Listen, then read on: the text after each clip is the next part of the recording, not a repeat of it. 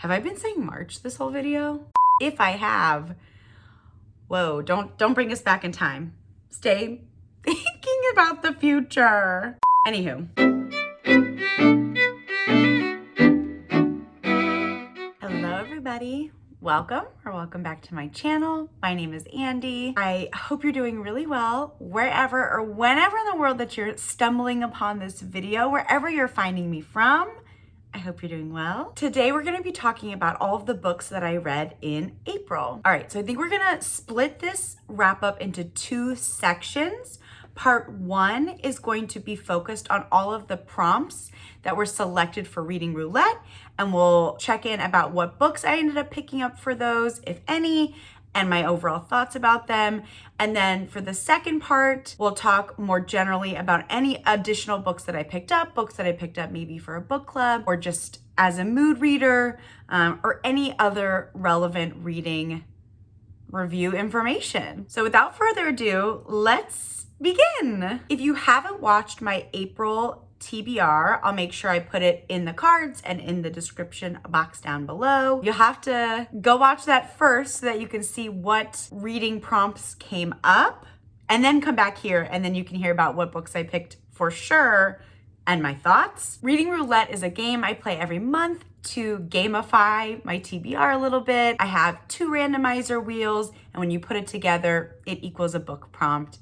It's exciting, it's always unpredictable, and I have so much fun doing it. And as exemplified in this month, Reading Roulette really pushes me out of my comfort zone and allows me to find some really hidden gems. Some books that I had no idea about, were totally not on my radar, but that end up fitting just right. My first pick from Reading Roulette was a nonfiction book with a feeling word in the title. And for this, I decided to read Crazy Brave, which is a memoir, and it was amazing. Like 10 out of 10. I was really struggling to find a nonfiction book that fit this prompt with a feeling word in the title that I genuinely wanted to read. In my TBR video, there were a few books that were kind of stretches, like kind of reaching if it would even make sense for that prompt. And I was feeling kind of blah about them. So I really stumbled upon a true hidden gem with this memoir. I read it closer to the end of April.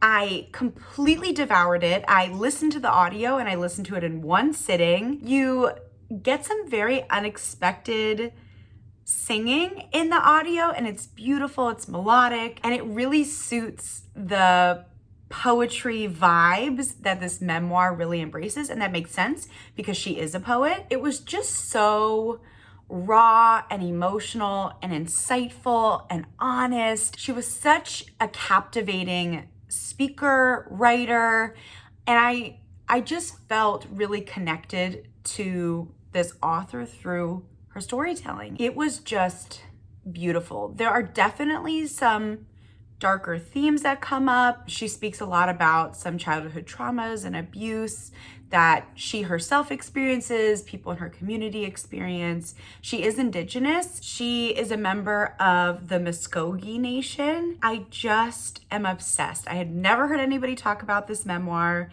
It is definitely not your typical memoir. It is very artistic. It feels different.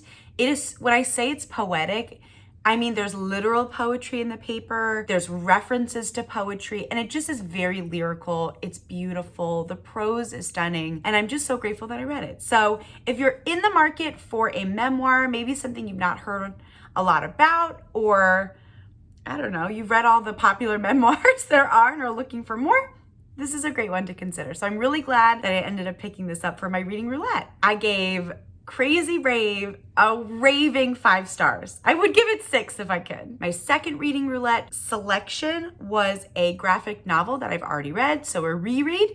For this, I decided to pick up Nimona by N.D. Stevenson. I remembered loving it the first time I read it a few years ago. I enjoyed it even more the second time around. Essentially, you're following this very quirky, very mischievous character as she's trying to become a villain. It's very smart, it's very clever. There's some really interesting themes and kind of big picture messages that I really appreciate. It's funny. The artwork is very cool. So if you haven't picked it up, again, I highly recommend. I think my reread, I gave it 5 stars. I paired the physical book while listening to the full cast audio on Hoopla, and it was fantastic. It was so funny. It added a little something extra to the already very engaging and entertaining text.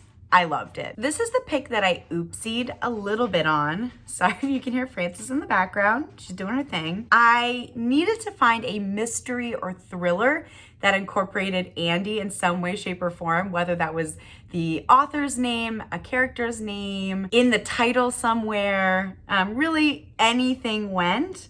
And I had sort of committed to this one book only to realize that Andy is not actually a character like in the series for the sequel that I was gonna read. And so I had to pivot kind of last minute. I ended up not finding a mystery or thriller that I wanted to read.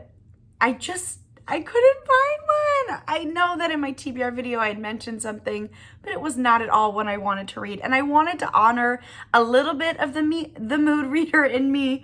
And so I ended up picking up a fantasy romance called To Win a Witch's Heart by Andy J. Christopher. And it was fine. I think if you're in the market for just something really short, sweet, and smutty with, some sexy pirates thrown in there, it might be a fun one to pick up, especially in the fall.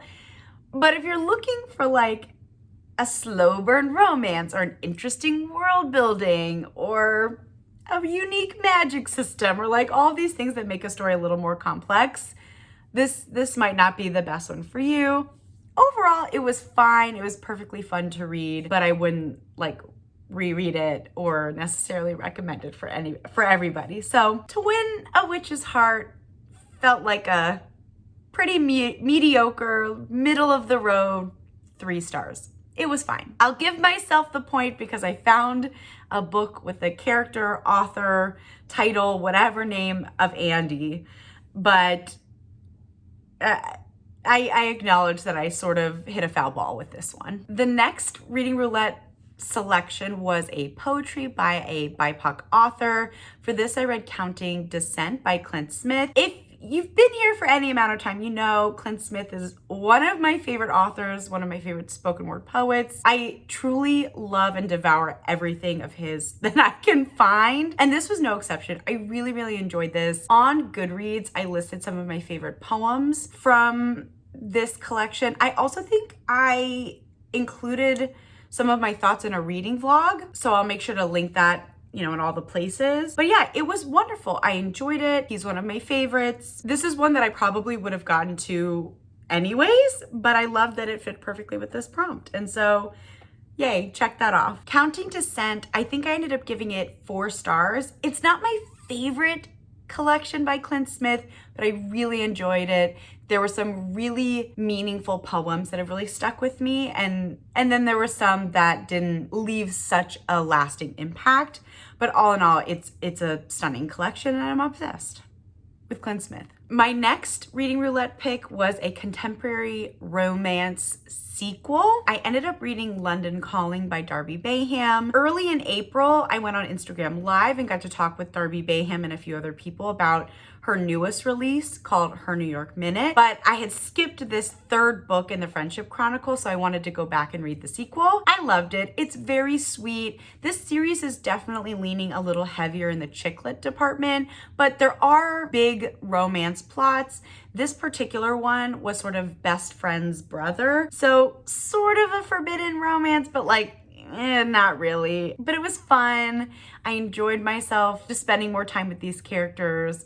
I loved getting to be in the London setting. That was really fun. Yeah, it was just like a light, easy breezy read. I really enjoyed it. London Calling, I think I landed at like a 3.5 stars. Like, if you're in the mood, I think it'll be just what the doctor ordered. But if you're not craving a chick lit, light romance, friendship heavy story, I don't think it's gonna be your cup of tea. My next pick was a historical fiction from a least favorite author, or like an author that I've not enjoyed in the past. And for this, I was pretty convinced that I was gonna DNF whatever book I ended up picking up. I ended up going with The Slow March of Light by Heather B. Moore. I had previously read her book, The Paper Daughters of Chinatown, something like that. It was quite problematic, if I'm being honest, and I wouldn't recommend it. So I was like not really looking forward to reading this. This is a Cold War era historical fiction, and you're following these two characters. One is based on a real person's life, and one is sort of a fictionalized character based on some real people. You kind of watch as their stories come together and move apart. And, it's not a romance or anything. It's just these two people who kind of meet in the midst of war. I've never read anything from this era in history, so I did find the historical elements really interesting. I would say the characters were a little flat, a little one note. I have more details in my Goodreads review, so feel free to read that there. The thing that has stuck with me the most, there's two things. One is that it wasn't a pretty compelling story. I still find myself kind of thinking about it from time to time. And I find myself thinking about it because religion comes up a lot. I think she's got to be Christian and like very actively practicing, because that theme comes up in a lot of her books. And like, I'm not particularly religious, nor am I Christian. And so like those themes just didn't resonate for me, but they might for you. So that's just something to keep in mind if you're going to pick up anything from Heather B. Moore. But I think read the premise. If it sounds interesting to you, give it a go. I think I ended up landing on like a 3.5 stars. My final reading roulette pick was a dark romance with a one-word title. For this, I picked Credence by Penelope Douglas. And I was certain that I was gonna hate this. I don't always love taboo romances. Sometimes I struggle to kind of wrap my head around whatever the taboo element is. Like if it gives me too much of an ick, or like I feel uncomfortable, sometimes I can't put that feeling aside enough to kind of just like let go and embrace the dark romance. And that's what I was anticipating was gonna happen with this. This story follows a girl and she ends up having to go live with her non-biologically related step family. And they're in the remote mountains of Colorado and they get to know each other in a very intimate way. And so if you think, you know what? I was gonna say, if you think that's gonna bother you, don't pick this up. But I thought that was gonna bother me and it really didn't. I really enjoyed myself. I ended up giving it a 4 stars. It was steamy as all hell. I was completely captivated. I really loved the setting. It was very atmospheric and chilly. This is a great winter romance just because of the ambiance of they're literally snowed in. I'm really pleasantly surprised. I liked it. If you've read it, please tell me your thoughts. So all in all, I had 7 reading roulette picks, and I'm gonna consider that check, done. I know there's like the little caveat of the mystery thriller with Andy in the title, whatever, but it's my game, it's my rules, and I'm gonna count the romance that I read. Of my reading roulette picks, I definitely think Crazy Brave was my favorite, followed by, honestly, probably Credence. Very different books, but I enjoyed them both tremendously. Moving into part 2 of my wrap up, these are just all of the other books that I happened to pick up in the month of April. If they came up for a book club or a reading challenge, I'll make sure I name that, but I'm just gonna kind of go chronologically in order, I think, and we'll see where it takes us. I started off April reading A Kingdom This Cursed and Empty by Stasia Stark. This is the second book in the, what series is this? Kingdom of Lies series. And I'm not gonna lie, this didn't do it for me. I ended up giving it a 2.5 stars, and even that felt a little bit generous. I felt like this book had a very, very bad case of middle book syndrome. Not a lot happens other than like we have to go rally our allies to go fight the eventual big baddie. And Lorien and Priska, their relationship just feels so stagnant. It's so flat, it's repetitive, it's uninteresting. It just like really didn't do it for me. And even though it ends on a cliffhanger, I just found that I didn't care anymore. So I think I'm gonna DNF the series here. It's not working for me. Next, I read Jamaica Inn by Daphne du Maurier. This was a book club pick for the Broads Who Book club that I'm in. This is the book club I'm in with my mom, my sisters, and some of our family friends. This was my pick for that month or for that period. And, you know, I enjoyed it. But it was a bit of a mixed bag for everybody in the group. I think if you're looking for a story that is like all vibes and not a lot of plot till the very, very end, this is great for you, especially if you're gonna pick this up around spooky season. It is definitely kind of like a creepy, you're not quite sure what's going on. Like it is eerie, but it is kind of meandering and a little bit slow. It's very character driven until the very end where things start to make sense and you're making connections, and then it's kind of like a big like, whoa, how exciting. But if you don't make it to then, you know, like one of the people in our book club, she didn't finish it. She DNF'd it. And so I don't think that this book is going to be for everybody. It's definitely a classic. The writing feels very dated and old-timey, which makes sense. So I think all in all, it was okay. I enjoyed it. I think I ended up giving it a 4 stars. It's not stuck with me so as much as I was maybe expecting it to. I've also read Frenchman's Creek by Daphne du Maurier, and that's one I think I enjoyed more than Jamaica Inn. I'm glad that we read it. I just don't know if I'm gonna read more from this author. We'll have to see. So I think all in all, it's got a lot of vibes, a lot of spooky vibes. And if that's your jam, I think you'll really enjoy this.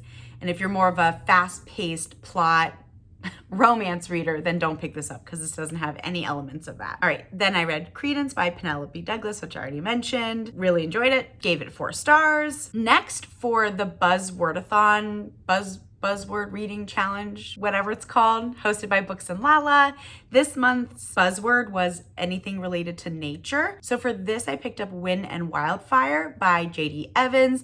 This is the prelude book to the Mages of the Wheel series, which is one of my current favorites. I'm really, really, really, really into the series. It's so good, but I won't gush about it in this moment again because I've talked about it in a million other videos. I finally got to this prequel prelude book, which is following Naomi's parents and gives a lot of background and context to one of the main villains that you come across throughout the later books. It was fascinating. I had such mixed emotions after finishing it because you get really connected to Naomi's parents and then you kind of know what happens to them later. I don't want to say too much because I obviously don't want to spoil anything, but yeah, it's beautifully written. It adds so much depth to the series and I really, really enjoyed it. 5 stars. I enjoyed it so much that I immediately read Reign and Ruin again. Like I said a million times, I'm obsessed. It's such a fantastic series. It's so interesting. It's so well written. So I read that again and obviously 5 stars. Then for the book club that I'm in with my best friends from college, it's called Bibliophile Biddies. We read Remarkably Bright Creatures by Shelby Van Pelt. What a wholesome, sweet hug of a book. I cherished this book. It gave me all the warm and fuzzy feels that I didn't even know that I needed.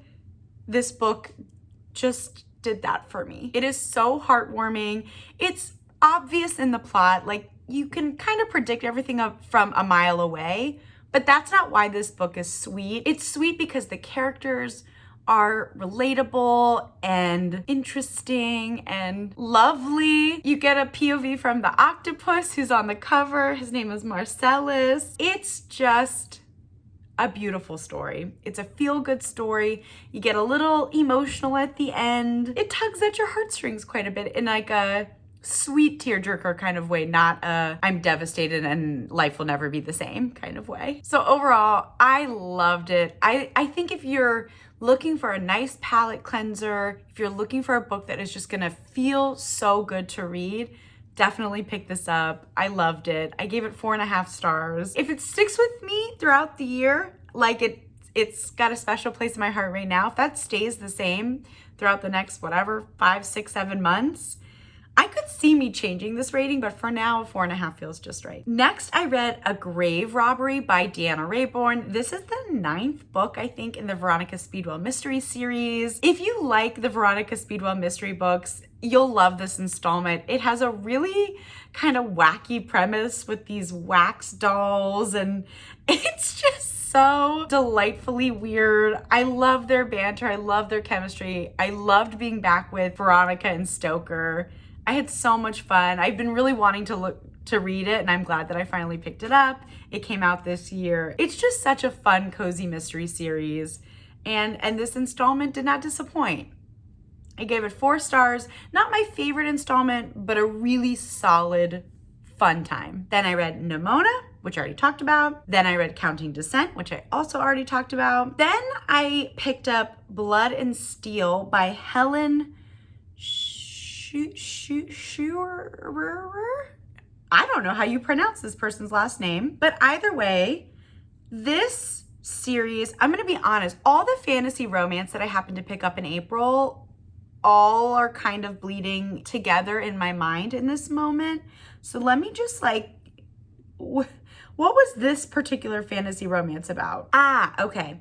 So great. We've got a fantasy romance. I think it pitches this as an enemies to lovers, but it doesn't feel like a true enemies to lovers, more of just kind of like a hate to love, or, you know, bad first impression to love. I loved the found family element. She's in this kingdom, it's like forbidden because of a prophecy for women to wield weapons. And so, of course, like she does, and she ends up in this academy, and it's kind of her against all these boys, but she finds herself with these unlikely companions, and they really build a solid trio of friendship and trust, and they have to go through these trials, and like that element is really fun. It's really interesting. It was really fast paced. I really enjoyed it. I jumped immediately into the second book, which was called Vows and Ruins, and I think I like that one just as much as I liked the first one. They're both fun. I think if you like fantasy romance, this is gonna fit the bill. There's nothing new, there's nothing extraordinary. Thea and Wilder have, like, you've seen it before, kind of dynamic. In the second book, there are arguments and repairs, and like it just feels a little repetitive. Nothing new is coming up there. Even the steamy scenes feel a little underwhelming. I definitely think this series is one where I was surprisingly more invested in the world building and the actual plot than like the romance element, but that's okay. You know, all in all, it's a light fantasy romance read that's good brain candy. I think I gave both of them 4 stars, but even that feels a little bit generous, like now that some time has passed, right? I had to like look up what the plot was or what the characters were, what I even thought about it. So that gives you a picture of like how it's stuck in my mind a few weeks later. Then I read The Slow March of Light by Heather B. Moore. Gave that 3 stars. Then I read London Calling by Darby Bayham, gave that 3.5 stars. Then I did To Win a Witch's Heart by Andy J. Christopher, gave that barely 3 stars. I read Crazy Brave. And then I kind of ended the month again with some fantasy romances. I think I was craving some really like low brain energy books, things that were really comfortable and familiar to me because work was exhausting and I was needing kind of a palate cleanser to listen to or read after work. So I picked up the Kindred's Cursed series by Penn Cole. The first book is Spark of the Everflame and the second book is Glow of the Everflame. And I really enjoyed this series. I think DM is a really interesting character. I kind of in equal measures loved her and hated her, but I find her really intriguing and very compelling, and I'm curious to see kind of where her story continues. I like that in this series, you don't, at least the 2 books that I've read, you don't totally know everything. You can't quite tell who the good guys are, who the bad guys are. I like that the world building feels really complex in that sense, and the magic is really interesting. There's different kingdoms that seem to have different powers. I think the people with the magic are called the descendants, and they're like the rich people.